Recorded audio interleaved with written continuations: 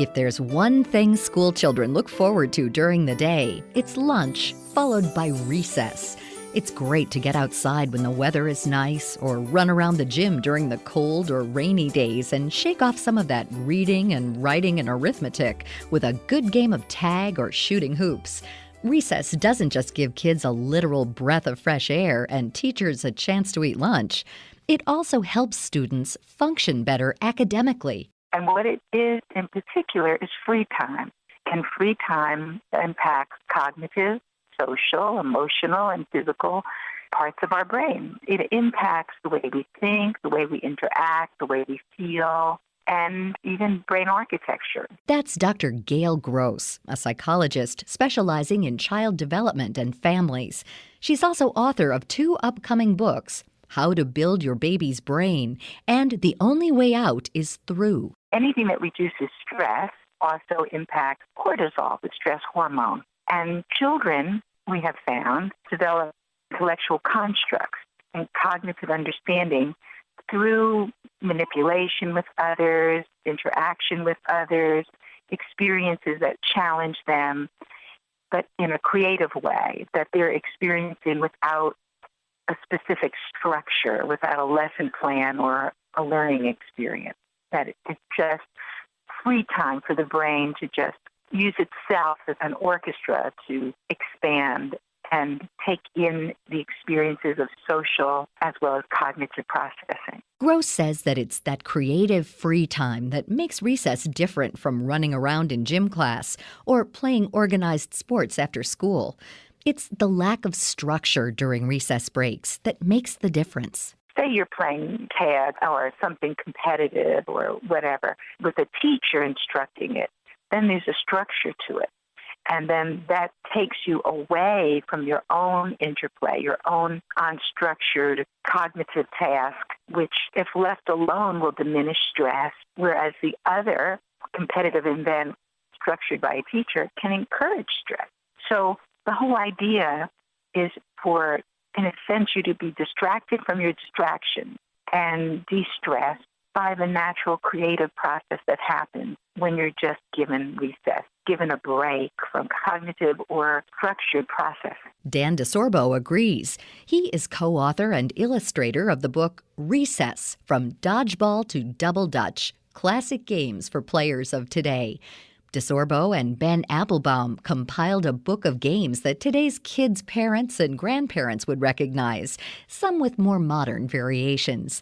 Even though there are rules for the games in the book, DeSorbo says they're just a starting point. We actually like to think recess is unstructured playtime. I know it's kind of almost counterintuitive to the book, but what we do with the book is we just lay out sort of the ground rules for these games. We actually encourage, if you're playing this game, to add your own twists, add your own spins. We actually include tons and tons of different variations to switch it up. But yeah, we don't want it to be so structured. We actually encourage unstructured playtime and let the kids go out and just have fun. Let them be. They'll be fine. Recess doesn't have to involve a game or any physical activity at all. Gross says that some children prefer to spend time alone or with 1 or 2 friends engaging in their own creative pursuits. You could sit and journal. You could play other friends. It's time to think. Time to de-stress your brain. Time down. We all need time down. When you're working, for example, and you're around other people, you're overstimulated. Or if you go to dinner, you're with friends for lunch, or whenever you're in a situation where you're on, so to speak, you're overstimulated. And the brain needs time down, where you're not putting out energy, but rather taking in energy, recharging. And that's what recess gives a child a chance to do, recharge. Hence, when they get back into their classroom, they are better able to concentrate, focus, and pay attention, and be more productive. Even daydreaming out a window can be a form of recess. Gross says that it was for a very famous genius who developed some of our most important theories. Einstein had a very bad job when he first got out of school. He was a brilliant student, but he was a brilliant student without attending his graduate classes. As a result, teachers weren't thrilled with him, and they didn't recommend him for any jobs that were worthwhile, and he worked in a patent office. And in that patent office, there was a large picture window.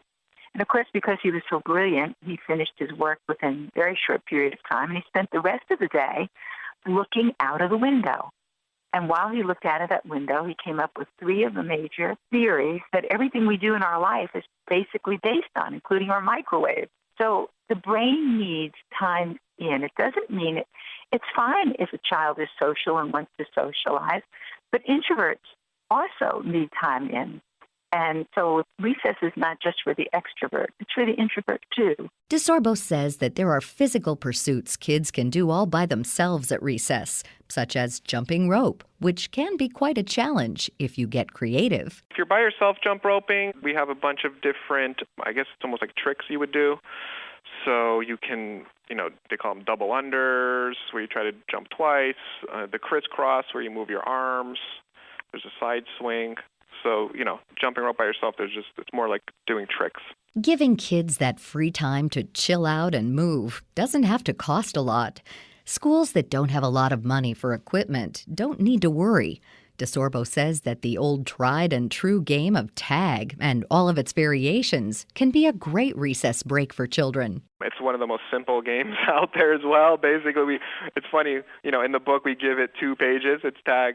But afterwards, when you consider all the different versions, there's actually probably another 30 different ways to play.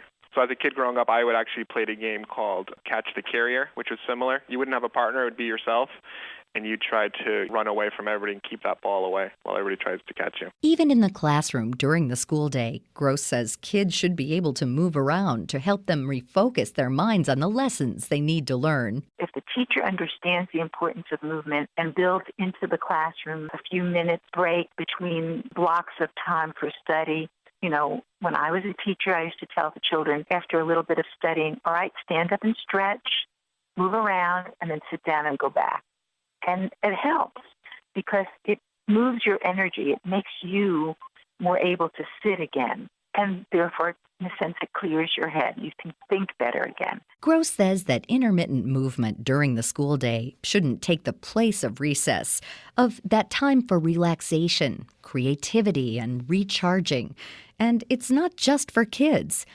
Everyone who sits at a job for a long period of time should also get up and move around to clear their mind. DeSorbo agrees and says it not only clears out the cobwebs for adults, recess has other job-enhancing benefits. We're going back to team building, cooperation, leadership. Those are all huge parts of recess. And I think maybe at a more of a top level, it kind of reduces some stress and pressure that you've been feeling throughout the day to do a good job. You might be less irritable after you have a good 30 minutes of just having fun. In my office, I have a little basketball hoop. We have a couple sets of different kinds of games that we'll just stop for 10 minutes and talk about work, but at the same time be playing something, and it actually helps boost your creativity. Adults and kids will find many different types of games for all skill levels in Dan DeSorbo's book, Recess, available in stores and at chroniclebooks.com. To learn more about Dr. Gail Gross and her work with children and families, log on to her site at drgailgross.com. You can find her books, blog, and videos on topics important to families there as well. For more information about all of our guests, log on to our site at viewpointsonline.net. You can find archives of past programs there and on iTunes and Stitcher. Our show is written and produced by Pat Reuter. Our production directors are Sean Waldron and Reed Pence. I'm Marty Peterson. Viewpoints returns in just a moment. The American Wind Energy Association's just released annual report shows that wind powers America in more ways than one. Nationwide, wind power supplies nearly 7% of all electricity, enough to power 26 million homes. And in 5 Midwestern states plus Maine, wind energy delivers more than 20% of the power. The wind industry is a major economic driver, too, according to Association CEO Tom Kiernan. That's especially true in rural areas. Each year, the industry pays nearly $800 million in state and local taxes and nearly $300 million to private landowners. Wind projects installed last year represent more than $12 billion in new private investment, supporting more than 500 U.S. factories and 114,000 American jobs. In the near term, wind power is set to grow by 36%. That will increase U.S. wind power capacity to more than 131,000 megawatts, enough to power more than 42 million American homes. What are you going to do with your old car? You can try selling it, you could junk it, or you can donate it to Heritage for the Blind. Your car will be towed away for free, and your donation is tax deductible. Just call 1-800-835-1478. Heritage for the Blind accepts cars, vans, trucks, and boats. It doesn't matter if your vehicle runs or not. It will be towed away for free, and you'll be supporting those that need help. Heritage for the Blind is a nonprofit organization that helps the visually impaired live fuller lives. Call right now to donate your car, and as a special thank you, you'll receive a free 3-day vacation voucher to over 50 locations. Call Heritage for the Blind right now. Call 1-800-835-1478.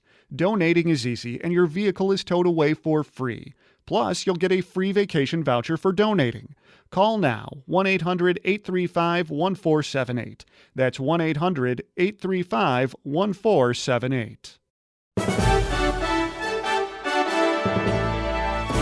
And that's Viewpoints for this week. Viewpoints is a production of Media Tracks Communications. You can follow us on Twitter and Facebook to learn about upcoming shows and find a library of past programs on iTunes. Plus, you'll always find podcasts of our segments and information about our guests at viewpointsonline.net. Join us again next week for your public affairs magazine, Viewpoints.